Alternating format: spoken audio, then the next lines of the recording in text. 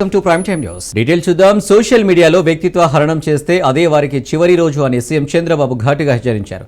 ఏలూరు జిల్లా పర్యటనలో తప్పులు చేసే వారి పట్ల షండ శాసనుడిగా ఉంటానని స్పష్టం చేశారు. వైసీపీ హయాంలో లాగా రాష్ట్రంలో స్వేచ్ఛగా తిరిగే పరిస్థితి లేదని, ఇప్పుడు తప్పుడు చేసిన వారిని శిక్షించే బాధ్యత తమ ప్రభుత్వంపై ఉందని అన్నారు.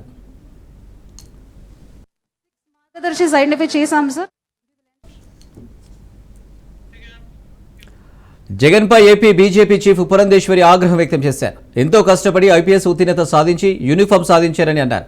పోలీసులను జగన్ అనుచిత వ్యాఖ్యలు చేయడం సరికాదన్నారు. రాష్ట్రంలో లా అండ్ ఆర్డర్ కరెక్ట్గా పనిచేస్తున్నాయని అన్నారు. జగన్ పోలీసులకు ఖచ్చితంగా క్షమాపణ చెప్పాలన్నారు. జ్యోతిరావు పూలే దంపతులు మహిళా అభివృద్ధి కోసం పనిచేశారని పురంధేశ్వరి అన్నారు. రాష్ట్రంలో కూడా శాంతి భద్రతల్ని కాపాడవలసినటువంటి బాధ్యత వారి భుజాల మీద వేసుకునేటువంటి 4వ సింహంగా పోలీసు వ్యవస్థని ప్రతి ఒక్కరూ కూడా గుర్తిస్తూ ఉంటారు. వారి ప్రాణాలని ఒడ్డి శాంతి భద్రతల్ని కాపాడటంలో వారు ఒక ప్రధానమైనటువంటి భూమికని పోషిస్తూ ఉంటారు. అటువంటి 4వ సింహంగా పరిగణించబడుతున్నటువంటి పోలీస్ వ్యవస్థని ఉద్దేశించి కొడతాము అని చెప్పటం ఇది సర్వత్రా ఖండించవలసినటువంటి అంశంగా నేను భావిస్తున్నాను. సత్యసాయి జిల్లా ఎస్పీ ఒక మహిళ అనేటువంటి విచక్షణ కూడా కోల్పోయి ఈ రకంగా వ్యాఖ్య జగన్ సతీ మరియు వైఎస్ భారతిరెడ్డిపై అసభ్యకరమైన వ్యాఖ్యలు చేసిన ఐటీడీపీ కార్యకర్త చేబ్రోల్ కిరణ్ పై AP PCC chief YS Sharmila మండిపడ్డారు. భారతిరెడ్డి మీద సోషల్ మీడియా వేదికగా చేసిన వ్యాఖ్యలు చాలా బాధాకరమని చెప్పారు. ఇలాంటి నీచపు కామెంట్స్ తీవ్రవాదంతో సమానమని ఆమె అన్నారు. ఇలాంటి సైకోగాలను నడి రోడ్డు మీద ఉరి తీసిన తప్పులేదని మండిపడ్డారు. సమాజం ఇలాంటి మకిలి చేష్టలను హర్షించదన్నారు షర్మిల. ఏ పార్టీ వాళ్ళైనా ఎంతటి వాళ్ళైనా శిక్ష పడాలని షర్మిల డిమాండ్ చేశారు. వ్యక్తిత్వ హరణానికి పాల్పడే నీచపు వ్యవస్థ ఒక ఏపీలోనే ఉందని, ఈ విష సంస్కృతి బీజం వేసింది వైసీపీ టీడీపీ నేతలేనని ఆమె ఆరోపించారు.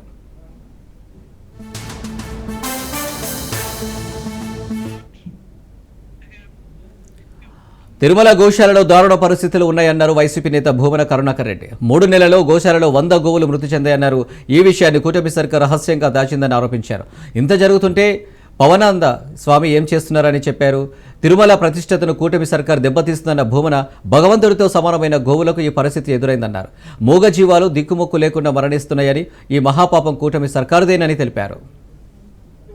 తిరుమల పవిత్రతను కాపాడటమే ధ్యేయంగా పాప ప్రక్షాళన చేస్తామని చెప్పినటువంటి చంద్రబాబు నాయుడు గారు పవనానంద స్వాముల వారి ఆధ్వర్యంలో నడుస్తున్నటువంటి ఈ ప్రభుత్వ ఆధ్వర్యంలో తిరుమల తిరుపతి దేవస్థానం వారి గోశాలలో గత 3 నెలలుగా దాదాపు 100కు పైగా గోవులు మృతి చెందుతున్నాయి. దీన్ని దాచిపెట్టేసినారు. ఎంత దారుణమైనటువంటి పరిస్థితి అంటే, గోవును తాకితేనే, గో ప్రదక్షిణ చేస్తేనే సకల తీర్థాలలో స్నానమాచరించినట్టుగా, సకల తీర్థాల దర్శనమైనట్లుగా భావించేటువంటి ఈ పవిత్ర భారతావనిలో, అది కూడా అత్యంత పవిత్ర పుణ్యక్షేత్రమైన వెంకటేశ్వర స్వామి ఆలయ పరిరక్షణలో వెంకటేశ్వర స్వామికి అత్యంత ప్రీతికరమైనటువంటి జీవి ఆవు, తనకే ఆహారాన్ని అందించినటువంటిది పవిత్రమైనటువంటి ఆ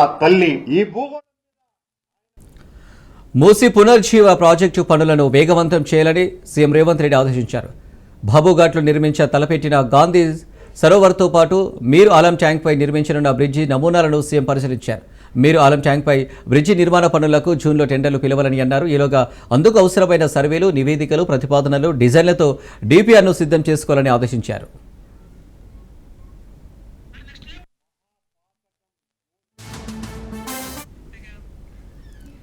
భద్రాద్రి కొత్తగూడెం జిల్లా పినపాక నియోజకవర్గంలో మంత్రి పొంగులేటి శ్రీనివాసరెడ్డి పర్యటించారు. ఈ సందర్భంగా పలు అభివృద్ధి కార్యక్రమాలకు శంకుస్థాపనలు చేశారు. అనంతరం సన్నబియ్యం లబ్ధిదారుడైన వంక ముఖేందర్ అనే వ్యక్తి ఇంట్లో భోజనం చేశారు. అనంతరం మహాత్మా జ్యోతిబా పూలే జయంతి సందర్భంగా వారిని స్మరించుకుంటూ చదువుల విషయంలో వారి ఆశయాలను ముందుకు తీసుకెళ్తామన్నారు. భూముల విషయంలో గడిచిన 5 సంవత్సరాలలో ప్రజలు అనేక ఇబ్బందులు ఎదుర్కొన్నారని అన్నారు. రాబోయే కాలంలో ఆ సమస్యలు ఉండవని తెలిపారు. ముఖ్యంగా ఆడబిడ్డలకి ఎంత అవసరమో, ఎంత ప్రాముఖ్యత ఉందో వారు వివరించిన ఆ రోజుల్లోనే వారు గ్రహించి, వారు వివరించింది వారు మన మధ్య నుంచి దూరమై కొన్ని దశాబ్దాలైనా ఇప్పటికీ వారిని మనం స్మరించుకుంటున్నాం. తప్పకుండా పూలే గారి ఆశయ సాధనలో భాగంగా ఈనాడు తెలంగాణ రాష్ట్ర ముఖ్యమంత్రి పెద్దలు రేవంత్ రెడ్డి గారి నాయకత్వంలోని మన ఇందిరమ్మ ప్రభుత్వం విద్య పట్ల ప్రత్యేకమైన శ్రద్ధతో అన్ని వర్గాలకి అన్ని ప్రాంతాలకి మంచి విద్యని ప్రభుత్వ పక్షాన అందించాలి అనే తాపత్రయంతోనే ఈ ప్రభుత్వం ఈనాడు పనిచేస్తుంది. పూలే గారి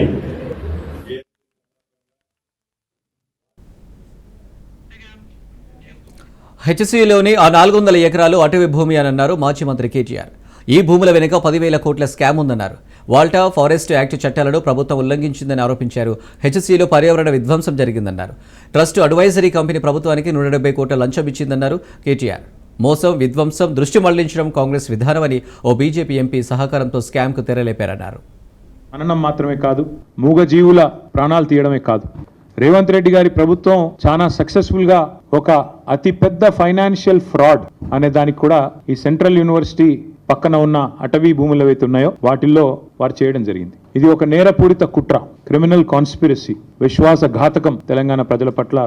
దీని వెనకాల అసలు రేవంత్ రెడ్డి గారు ఇంత హడావుడి, ఇంత హంగామా ఎందుకు చేస్తున్నారు అని మేము ఆరాధిస్తే దీని వెనకాల దాదాపు 10,000 కోట్లను దోచే ఒక భారీ స్కామ్ కు వారు తెరదీసినట్టుగా మాకు సమాచారం అందింది. ఈ భూమి ఏదైతే ఉన్నదో ఈ 400 ఎకరాల అడవి భూమి అనే మాట నేను చాలా స్పష్టంగా అటవీ భూమి అనే మాట పూర్తిగా ఉన్న అవగాహనతో మాట్లాడుతున్నా. అది కూడా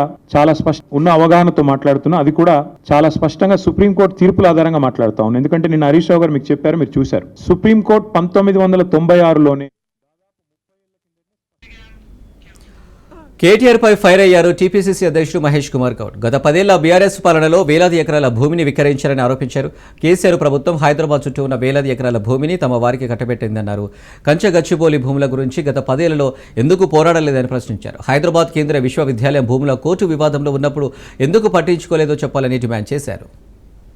ఇచ్చినటువంటి 42% బీసీలకి రిజర్వేషన్ మీదే జరిగింది. ఇది యావత్ దేశంలో ఒక దిక్సూచిగా, ఒక చరిత్రాత్మక నిర్ణయంగా చెప్పుకున్న తరుణంలో వణుకు పుట్టిన బీజేపీ బీఆర్ఎస్ లోపాయికార ఒప్పందంలోకి వచ్చి హెచ్సియు భూముల వివాదం తీసుకొచ్చి ఆ బీసీ క్రెడిట్ తగ్గించే ప్రయత్నం చేస్తా ఉంది. హెచ్సియు భూముల విషయంలో కేటీఆర్ బాగా మాట్లాడుతా ఉన్నారు.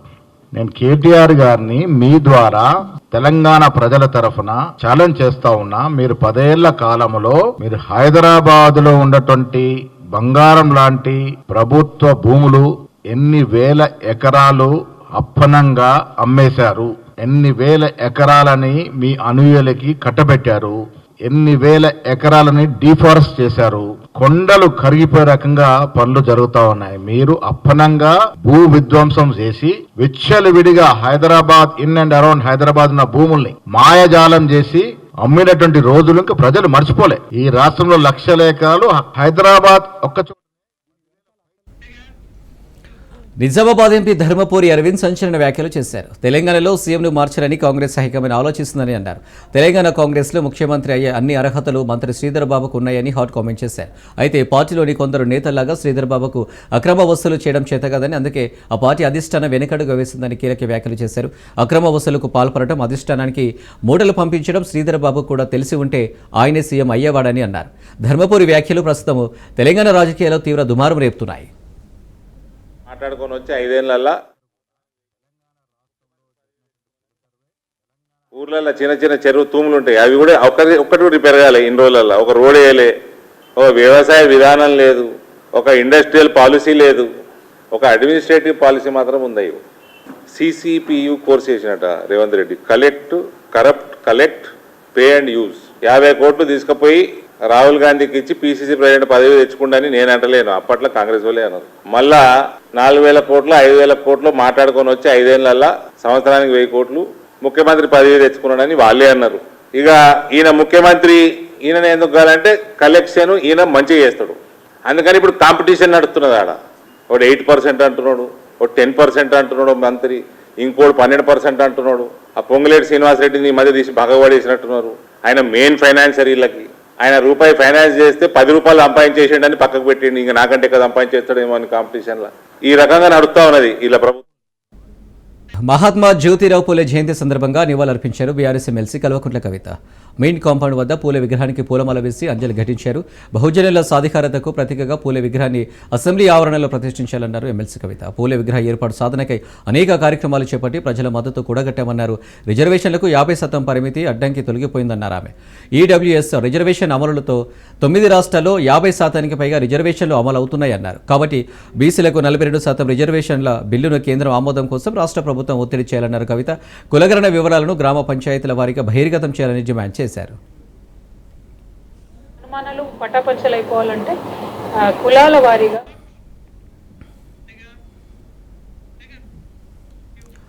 యువతకు ఎమ్మెల్యే రాజాసింగ్ సందేశం ఇచ్చారు. యువత చిన్న చిన్న కారణాలతో ఆత్మహత్య చేసుకోవడం సరైన పద్ధతి కాదన్నారు. యువకులు ఆత్మహత్యలు చేసుకోవడం తప్పు అన్నారు. చావాలంటే ధర్మం గురించి, దేశం గురించి, సమాజం గురించి చావండి అని ఎమ్మెల్యే రాజాసింగ్ పిలుపునిచ్చారు. మార్క్స్ తక్కువ రావచ్చు, నేను ఫెయిల్ కావచ్చు, ఆ భయంతోనే అయినా సూసైడ్ చేసుకోండు. నేను ప్రతి ఒక్క ఫ్యామిలీకి ఒక రిక్వెస్ట్ చేయాలని అనుకుంటున్నాను.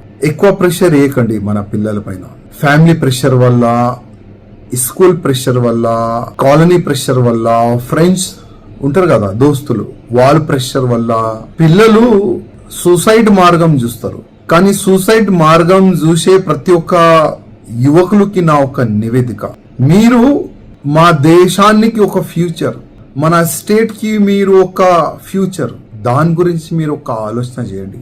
నేను ఇవాళ ఫెయిల్ అయిపోతా, నాకు మార్క్స్ తక్కువ రావచ్చు, నా ఇంటోళ్ళు నాకు తిడతారు, ఆ భయంతో సూసైడ్ చేసే అది చాలా తప్పు పని. పిరికి వాళ్ళు చేస్తారు సూసైడ్. చాలా మంది ఇవాళ చూడండి, ఇవాళ ఫెయిల్ అవుతారు, నెక్స్ట్ టార్గెట్ ఉంటుంది వాళ్ళు, లేదు నేను నెక్స్ట్ పాస్ అవుతా, మళ్ళా ఫెయిల్ అవుతారు, లేదు నేను మళ్ళా ఎట్టి పరిస్థితుల్లో పాస్ అవుతా, ఆ సంకల్పం మీలో ఉండాలి. కానీ ఇవాళ మనం చూస్తున్నాం, చిన్న చిన్న మాటలకి పిల్లలు సూసైడ్ చేస్తున్నారు. చిన్న చిన్న మాటలకి పిల్లలు ఎల్లు ఈడ్చి వెళ్ళిపోతున్నారు.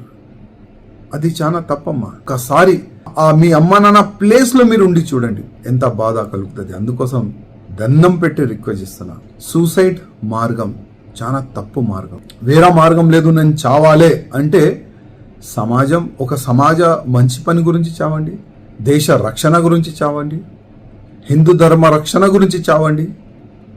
ఒకవేళ ఆ మార్గంలో మీరు మాజీ ఉపరాష్ట్రపతి వెంకయ్యనాయుడు తెలంగాణ రాష్ట్ర ప్రభుత్వానికి కీలక సూచన చేశారు. విద్యార్థులను మాతృభాషకు దూరం చేయడం మంచిది కాదన్నారు. తెలంగాణ ప్రభుత్వం ఈ నిర్ణయాన్ని పునరాలోచన చేయాలని వెంకయ్యనాయుడు అన్నారు. తెలంగాణలో ఇంటర్ విద్యాస్థాయిలో సంస్కృతం 2వ భాషగా చేయాలని ప్రభుత్వం ఆలోచనలో ఉందన్న సమాచారంపై ట్విట్టర్ వేదికగా వెంకయ్యనాయుడు స్పందించారు.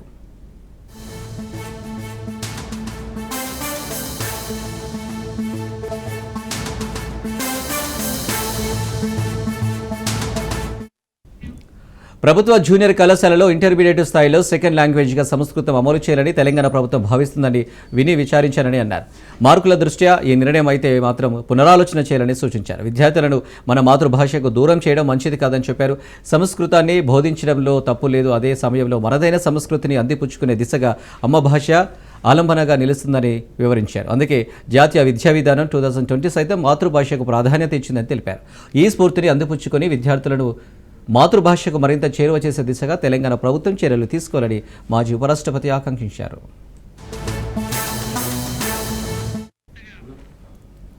తన సినిమాకు భయపడే కన్నప్ప సినిమాను వాయిదా వేసుకున్నారని మంచు మనోజ్ ఆరోపించారు. కన్నప్ప మూవీని దొంగప్ప అంటూ June 27 బిగ్ స్క్రీన్ పైకి రాబోతుందని వ్యంగ్యంగా పోస్టు చేశారు. ఇంతకీ రిలీజ్ తేదీ జూలై 17న లేదా జూలై 27న అంటూ ఎగతాళి చేశారు. 100 కోట్లకు పైగా బడ్జెట్ మూవీ కదా, మీ పిఆర్ ప్లానింగ్ కేక అంటూ మంచు మనోజ్ తన ట్విట్టర్లో వ్యంగ్యాస్త్రాలు సంధించారు. హీరో మంచు విష్ణు నటిస్తున్న కన్నప్ప సినిమాను హీరో మంచు మనోజ్ డైరెక్ట్గా టార్గెట్ చేశారు. ఏకంగా జూలై 27న దొంగప్ప సినిమా వస్తుందని ఎక్స్ వేదికగా ట్వీట్ చేశారు. ప్రస్తుతం మనోజ్ ట్వీట్ వివాదాస్పదం అవుతుంది. ఇక కన్నప్ప సినిమాకు పోటీగా మనోజ్ నటించిన భైరవం సినిమా విడుదల కాబోతుంది.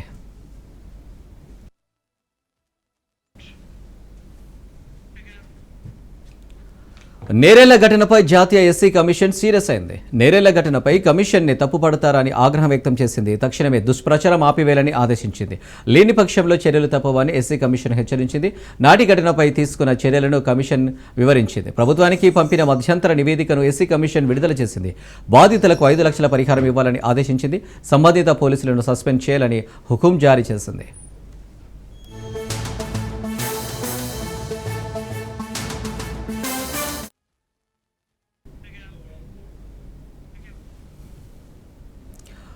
చేబ్రోల్ కిరణ్కి మంగళగిరి కోర్టు 14 రోజుల రిమాండ్ విధించింది. మాజీ సీఎం జగన్ సతీమణి భారత్ని దూషించిన కేసులో కిరణ్కు రిమాండ్ విధించారు. కిరణ్పై 111 సెక్షన్ పెట్టడంతో మంగళగిరి రూరల్ సీఐపై న్యాయమూర్తి అభ్యంతరం వ్యక్తం చేశారు. మీ ఇష్టానుసారంగా సెక్షన్లు పెట్టి చట్టాన్ని అవహేళన చేస్తున్నారని మండిపడ్డారు. మంగళగిరి సీఐ శ్రీనివాసరావుకు ఛార్జ్ మేమో ఇవ్వాలని ఎస్పీకి ఆదేశాలు జారీ చేశారు. లిఖితపూర్వక వివరణ ఇవ్వాలని ఎస్పీని ఆదేశించారు. కాగా వైసీపీ అధినేత మాజీ సీఎం జగన్ సతీమణి వైఎస్ భారతిపై అనుచిత వ్యాఖ్యలు చేసిన ఐటీడీపీ కార్యకర్త చేబ్రోల్ కిరణ్ కుమార్ను గుంటూరు జిల్లా పోలీసులు గురువారం అరెస్టు చేశారు. ఓ యూట్యూబ్ ఛానల్ ఇంటర్వ్యూలో వైఎస్ భారతిని ఉద్దేశించి అతను చేసిన అసభ్య వ్యాఖ్యలను టీడీపీ అధిష్టానం తీవ్రంగా పరిగణించింది. కిరణ్ కుమార్ను తక్షణమే పార్టీ నుంచి సస్పెండ్ చేసింది.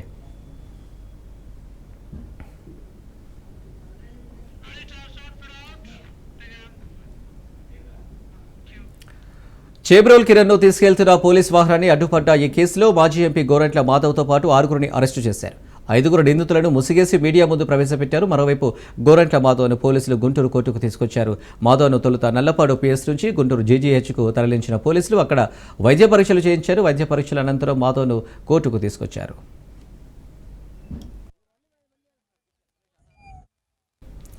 ఈ సందర్భంగా గుంటూరు ఎస్పీ సతీష్ కుమార్ గోరంట్ల మాధవ్ అరెస్టు వివరాలను వెల్లడించారు. చేబ్రోల్ కిరణ్ను కొట్టడానికి ప్రయత్నించారని ఆరోపించారు. పోలీసుల అదుపులో ఉన్న నిందితుడు కిరణ్పై మాధవ్ దాడికి పాల్పడ్డారు.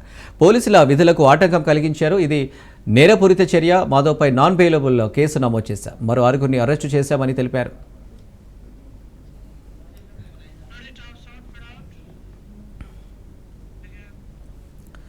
తెలంగాణకు భూకంప హెచ్చరిక భయాందోళనకు గురిచేస్తుంది. రామగుండంలో భూకంపం వచ్చే అవకాశం ఉందని నిపుణులు హెచ్చరిస్తున్నారన్నారు.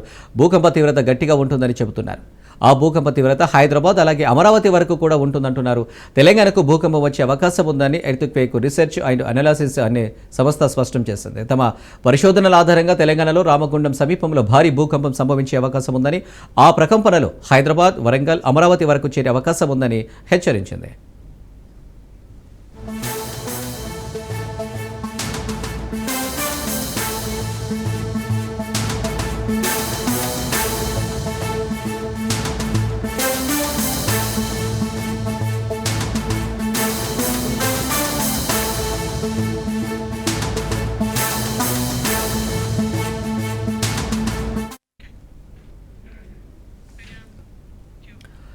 గ్యాంగ్స్టర్ నయీం ఆస్తులను జప్తు చేయాలని ఎన్ఫోర్స్మెంట్ డైరెక్టరేట్ డిసైడ్ అయినట్లు తెలుస్తుంది. మొత్తం 35 చోట్ల నయీంకు ఆస్తులు ఉన్నట్లు గుర్తించారు. నయీం కుటుంబ సభ్యుల పేర్ల మీద అవన్నీ రిజిస్ట్రేషన్ అయి ఉన్నట్లు నిర్ధారించారు. అక్రమంగా, బలవంతంగా నయీం తన కుటుంబ సభ్యుల పేర్ల మీద ఆస్తులు రిజిస్టర్ చేయించినట్లు ఈడీ అంచనాకు వచ్చింది.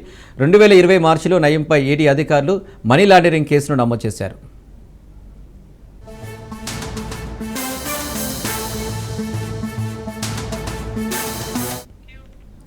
ఇక అప్పటి నుంచి ఐటీ అధికారులు సిట్ సమాచారంతో ఈసీఐఆర్ నమోదు చేసింది. అయితే ఆస్తులకు సంబంధించి సమన్లు పంపించినా నయీం కుటుంబ సభ్యులు ఎవరు స్పందించడం లేదు.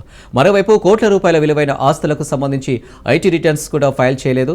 ఈ నేపథ్యంలోనే నయీం ఆస్తులను జప్తు చేయాలని ఈడీ నిర్ణయం తీసుకుని చర్యలు ప్రారంభించింది.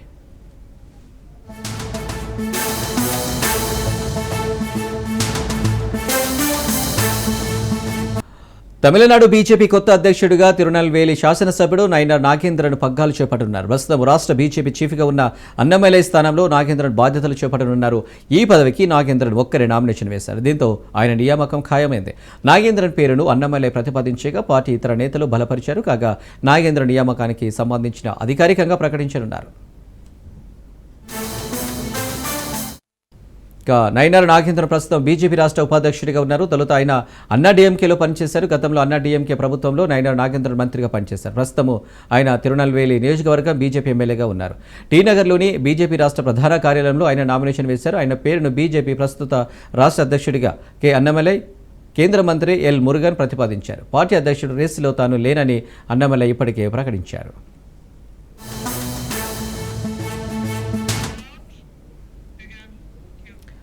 తమిళనాడు రాజకీయాల్లో కీలక పరిణామం చోటు చేసుకుంది. తమిళనాడు అసెంబ్లీ ఎన్నికల్లో అన్నా డీఎంకేతో కలిసి పోటీ చేయాలని నిర్ణయం తీసుకున్నట్లు కేంద్ర మంత్రి అమిత్ షా ప్రకటించారు. ప్రధాని మోడీ పళనిస్వామి నేతృత్వంలో ఎన్నికలకు వెళ్తామన్నారు. ఇండియా కూటమి భారీ మెజారిటీతో ఎన్నికల్లో గెలుస్తుంది. కూటమి ప్రభుత్వం ఏర్పాటు చేస్తాం. అధికారం, సీట్ల పంపకాలపై తర్వాత నిర్ణయిస్తామని తెలిపారు. అన్నా డీఎంకే అంతర్గత వ్యవహారాల్లో జోక్యం చేసుకోమని చెప్పుకొచ్చారు. तमिलनाडु विधानसभा चुनाव एआईडीएमके, भारतीय जनता पार्टी और सभी साथी दल मिलकर एनडीए के नाते लड़ेंगे. ये चुनाव राष्ट्रीय स्तर पर नरेंद्र मोदी जी के नेतृत्व में और राज्य स्तर पर एआईडीएमके के नेता एड़ापाडी जी के नेतृत्व में लड़ा जाएगा. बीजेपी एआईडीएमके अलायंस ने 39 में से 30 लोकसभा सीट जनरल इलेक्शन में जीती थी. मुझे पूरा विश्वास है कि आने वाले दिनों में जो चुनाव होने वाला है वो जनरल इलेक्शन में एनडीए प्रचंड बहुमत हासिल करेगा और तमिलनाडु में फिर से एक बार एनडीए की सरकार बनेगी.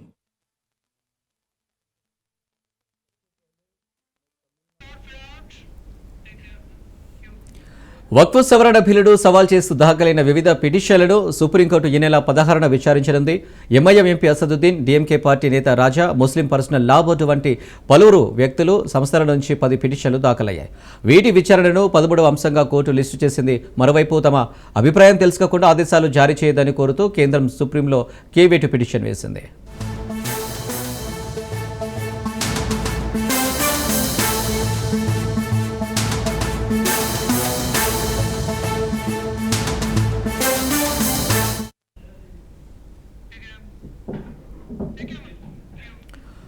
భారత రాష్ట్రపతి ద్రౌపది ముర్ముకు స్లోవేకియా యూనివర్సిటీ గౌరవ డాక్టరేట్ ప్రదానం చేసింది. రాష్ట్రపతి ముర్ము స్లోవేకియాలో పర్యటిస్తున్నారు. పోర్చుగల్, స్లోవేకియాలో 4 రోజుల పర్యటనలో ఆఖరి రోజైన గురువారం చారిత్రక నిట్రా నగరంలో పర్యటించారు. ఈ సందర్భంగా కాన్స్టంటైన్ ది ఫిలాసఫర్ వర్సిటీ ముర్ముకు గౌరవ డాక్టరేట్ అందజేసింది. యూనివర్సిటీ సైంటిఫిక్ కౌన్సిల్ ఈ పురస్కారాన్ని ఆమెకు అందజేసింది. ప్రజలకు ముర్ము అందిస్తున్న విశిష్ట సేవలకు గుర్తింపుగా డాక్టరేట్తో గౌరవిస్తున్నట్లు తెలిపింది.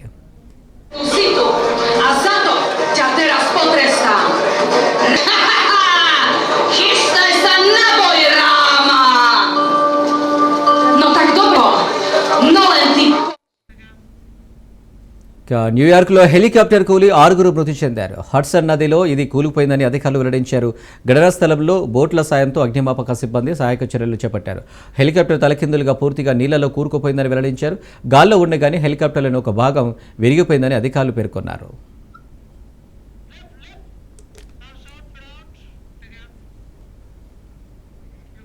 అమెరికా, చైనా మధ్య సుంకాల యుద్ధం కొనసాగుతోంది. చైనా ఉత్పత్తులపై సుంకాలను 125% పెంచినట్టు ఇటీవల ప్రకటించింది అమెరికా. అయితే గతంలో ఫెంటనిల్ అక్రమ రవాణాకు సంబంధించి విధించిన 20% సుంకాలకు అదనమని అమెరికా అధ్యక్ష కార్యాలయం వైట్ హౌస్ తాజాగా వెల్లడించింది. దీంతో చైనాపై సుంకాలు 145% చేరుకున్నాయని స్పష్టం చేసింది. చైనా దిగుమతులపై భారీ స్థాయిలో సుంకాలు విధిస్తున్నట్లు అధ్యక్షుడు ట్రంప్ చేసిన ప్రకటనలతో ఆ 2 దేశాల మధ్య వాణిజ్య యుద్ధం తారస్థాయికి చేరింది. అమెరికా చర్యలకు ధీటుగా స్పందిస్తున్న చైనా ఆ దేశం నుంచి దిగుమతి అయ్యే వస్తువులపై 34% అదనపు సుంకం విధించాలని నిర్ణయించింది. ఇప్పుడు చైనా కూడా అమెరికా ఉత్పత్తులపై 84% సుంకం విధిస్తున్నట్లు ప్రకటించింది. దేశీ స్టాక్ మార్కెట్లు ఈరోజు దూసుకుపోయాయి. ప్రపంచ దేశాలపై విధించిన టారిఫ్లకు 90 రోజుల పాటు బ్రేక్ వేస్తున్నట్టు డొనాల్డ్ ట్రంప్ ప్రకటించడంతో మన మార్కెట్లు భారీ లాభాల్లో ముగిశాయి. అమెరికా, చైనా మధ్య సుంకాల యుద్ధం కొనసాగుతున్నప్పటికీ అది మన దేశంపై ఎలాంటి ప్రభావం చూపలేదు.